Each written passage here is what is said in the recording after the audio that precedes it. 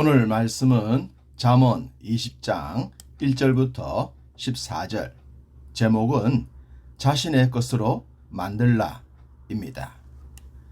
주님이 이런 비유의 말씀을 하셨습니다. 어떤 사람이 밭을 갈다가 보화를 발견했습니다. 당시 전쟁이나 재난으로 인해 밭에 보화를 숨겼다가 잃어버리는 경우가 많았습니다. 그러다 보니 밭에서 발견하는 보화는 찾는 사람이 주인이 되곤 했죠. 비유의 배경입니다. 남의 밭을 빌려서 일했던 이 사람도 그런 경우였습니다. 밭의 주인도 알지 못하는 보화를 발견한 것입니다. 만약 주인에게 알리면 주인의 것이 되겠지만 자신이 그 밭을 소유하게 된다면 당연히 발견되는 보화는 자신의 것이 될 겁니다. 이 사람은 즉시 밭을 자신의 것으로 만들기 위한 프로젝트를 실행했습니다. 밭을 살 수 있는 만큼 돈을 빌렸을 것입니다.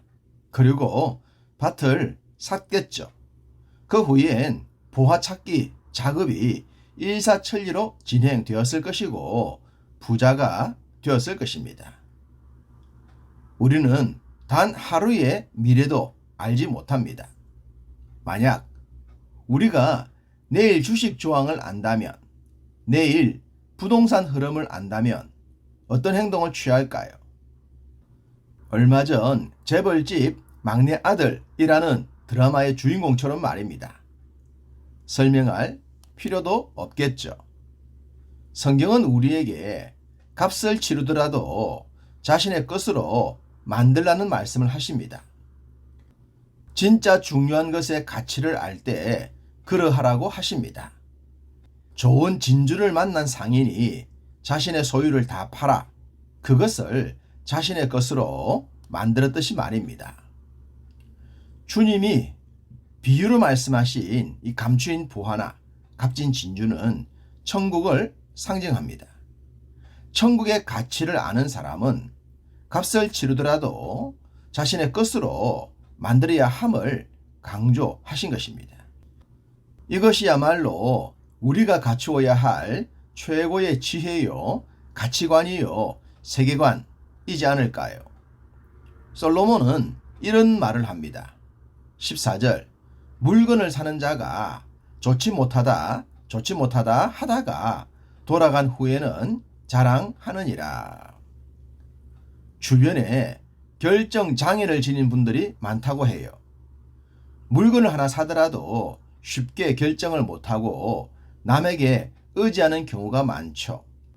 이렇게 보면 이게 좋은 것 같고 저렇게 보면 저게 좋은 것 같다는 생각이 더 결정을 어렵게 하죠.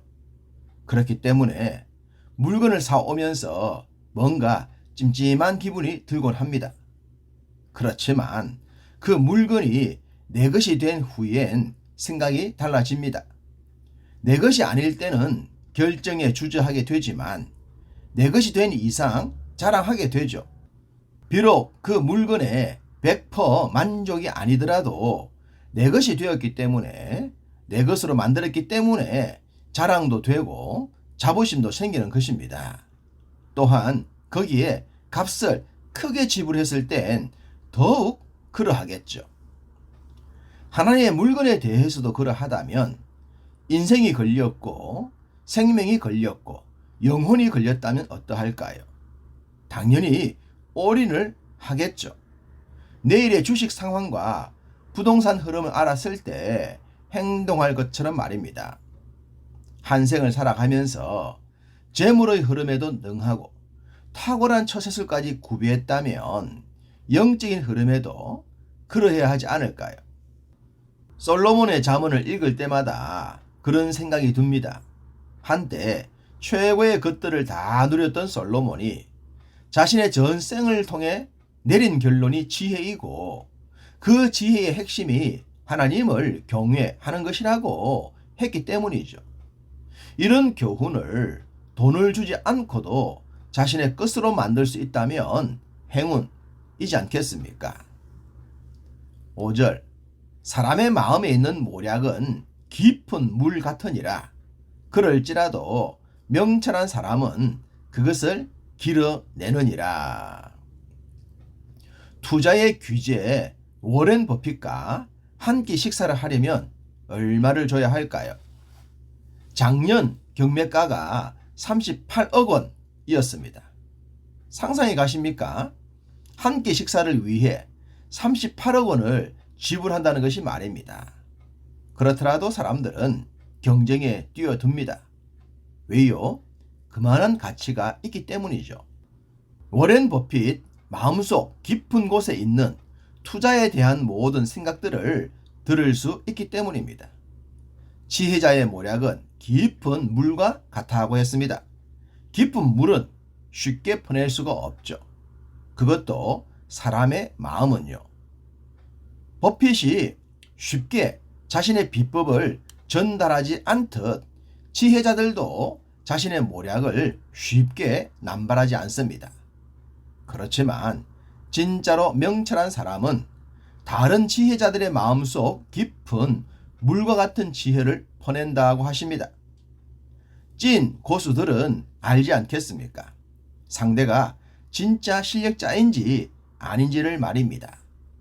진짜 실력자라면 자신의 실력을 숨길 수 없겠죠. 자신의 실력을 보여야 상대의 실력도 경험할 수가 있는 겁니다. 이런 경륜을 통해 자신들의 실력을 향상시키죠. 성경은 지혜와 지식의 보물창고입니다. 주님께서 비유로 말씀을 하셨듯이 천국의 보화가 숨겨져 있습니다. 발견하는 자와 그것을 자신의 것으로 만드는 자가 주인공입니다. 아담을 잠들게 해서 하와를 취했다는 말씀에서 마취제를 발견한 사람이나 사막을 오아시스로 만들 것이라는 말씀에서 이스라엘의 사막에 키부처를 만들었습니다. 그 외에도 수많은 창조물들이 성경을 통해 나왔습니다. 우리가 우리의 자녀들이 기록된 말씀을 통해 깊고 깊은 지혜와 지식과 모략들을 마음껏 퍼내기를 간절히 소망합니다. 13절 너는 잠자기를 좋아하지 말라. 내가 빈궁하게 될까 두려우니라. 내 눈을 뜨라. 그리하면 양식이 족하리라. 새벽 잠같이 달콤한 것이 있을까요? 새벽에 출근을 할 일이 없다면 당연히 잠을 선택하겠죠. 저는 새벽 기도회를 인도한 후에 잠 대신에 운동을 선택했습니다. 늦게 자고 일찍 일어나는 생활이라 새벽 기도회 후에 잠에 대한 유혹을 떨치기가 쉽지 않았습니다.